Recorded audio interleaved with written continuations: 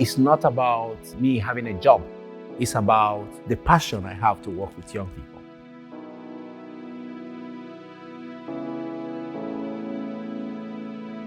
I came to Sweden in 2021, around March. I played semi-professional football, but this was in Nigeria. And when I came to Sweden, I'm already old, so I wasn't interested in playing professional football. But I wanted to work with football because I understand the power football has. So I quickly volunteered to work with Arvika Football Club. It was a very good experience. So I'm very grateful for Arvika Football Club for giving me this opportunity to work as an assistant coach. What I felt was missing with this kind of professional football is opportunity for kids to play football for fun. There is too much pressure on young people to deliver, so much emphasis on results, which is understandable. In these professional football clubs, there is so much emphasis on winning and results and achievements. But for me, I wanted something a little bit different. I wanted a project that makes it possible for kids to come and play football for fun. Because I felt like as part of growing up, fun is a very fundamental part of this growth.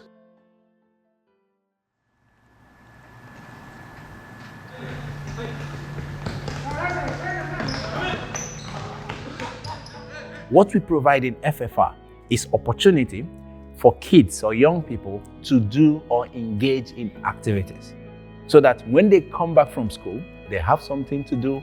They come play football for fun, because the idea is to make them have fun. Not every kid or young people who plays football will become footballers. The chance of making it into this football professional level is not so big.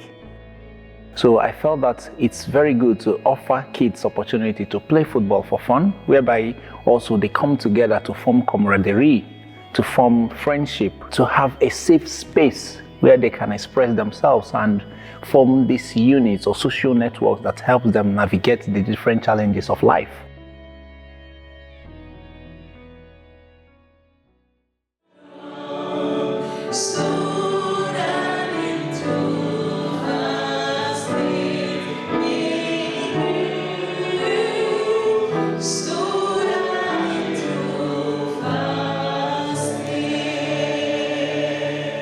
When I came to Arvika, I quickly sought out Frälsningsarmén because I have been a member of Frälsningsarmén from 2015.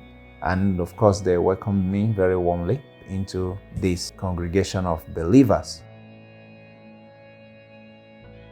I know Frälsningsarmén's values and their work through my previous contact and my relationship with the church. And I know that the focus in Frälsningsarmén is on social work, but with Christian values at the background. So it was very much easy for me to have a way of working in Frälsningsarmén. I think the leader saw that I could also use my experience as someone who had played semi-professional football and someone who had, at that time, started volunteering in Arvika Football Club. So he thought that I could be a useful instrument for Frälsningsarmén to also work with young people here in Arvika. This is how the idea of starting FFR came to be.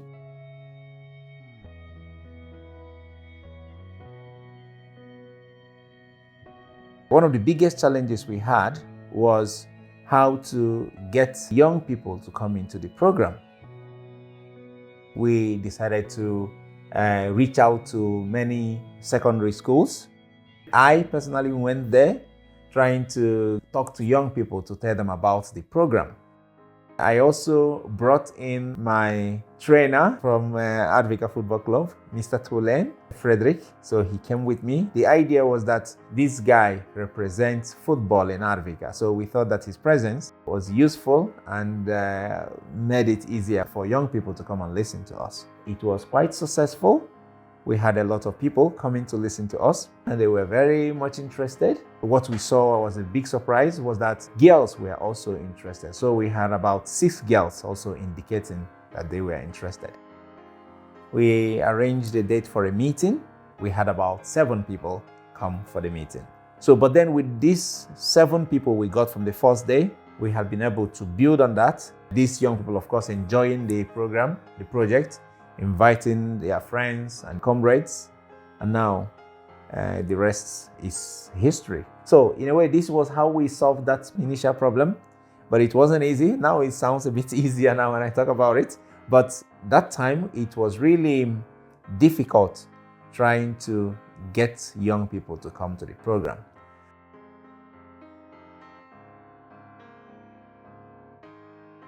I think another big challenge that I felt that I faced was also the language problem. I can speak English, but I can't speak Swedish.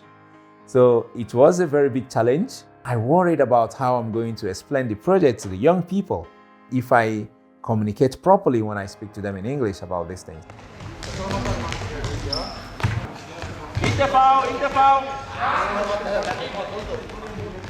I have tried learning Swedish because of this. So in a way I can say it in Swedish. Min svenska blir bättre och bättre. So I'm hoping that it's going to be better in the future. But this is a big challenge, and it was a challenge for me.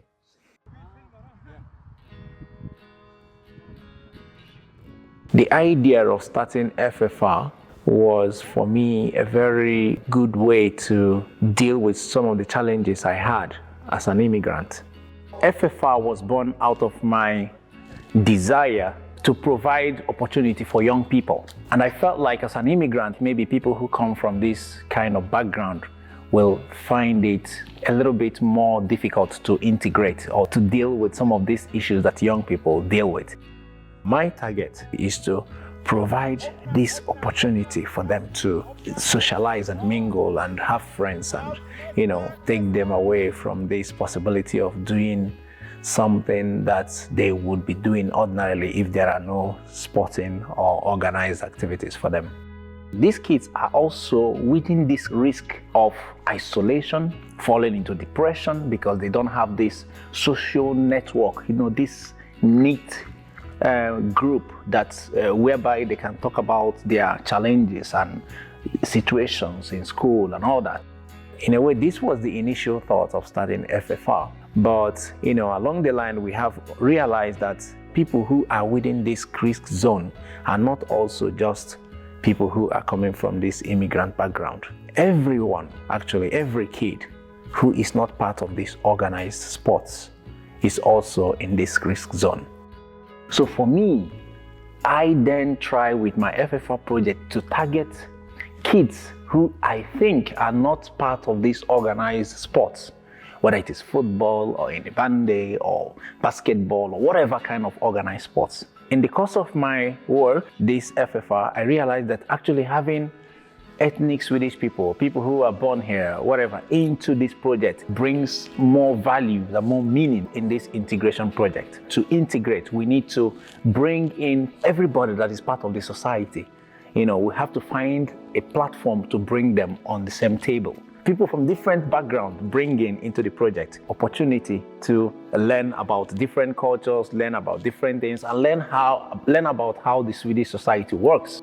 My experience, also looking at the kind of young people who are part of my FFR project, they are also not just only kids who are from this immigrant background. We have kids that are ethnic Swedish, we had kids from Germany, we had kids from Netherlands, we had kids from Eritrea, and now we have a kid from Somalia as well, and we have kids from Syria. So this is actually a very good opportunity to provide this intercultural opportunity for kids to know about each other, to know about what happens with kids from these other cultures, and to mingle and socialize with one another. FFR is not just about football. It's more than that. We do a lot of things. We have been involved in activities such as going to this Panic Fabriken where we went to play paintball. We have been on these football matches outside Arvika. We play together. We even went to swimming together. So for me, all this is about making the kids to have fun. And when I see them having fun, this in a way satisfies me. This makes me very happy. So this makes me feel like we are providing after-school activities for kids, and that the kids are enjoying this. They are enjoying their young life, For me, when I look at the kids in my FFR and I look at the kind of friendship and camaraderie that has formed within the FFR group, it makes me very happy. I see new friendships growing. And interestingly, this friendship is growing across different ethnic, national boundaries. I see kids from different angles becoming friends and chilling together, and to me this is making me feel that FFI is achieving its purpose. And in a place like Arvika, this is absolutely needed.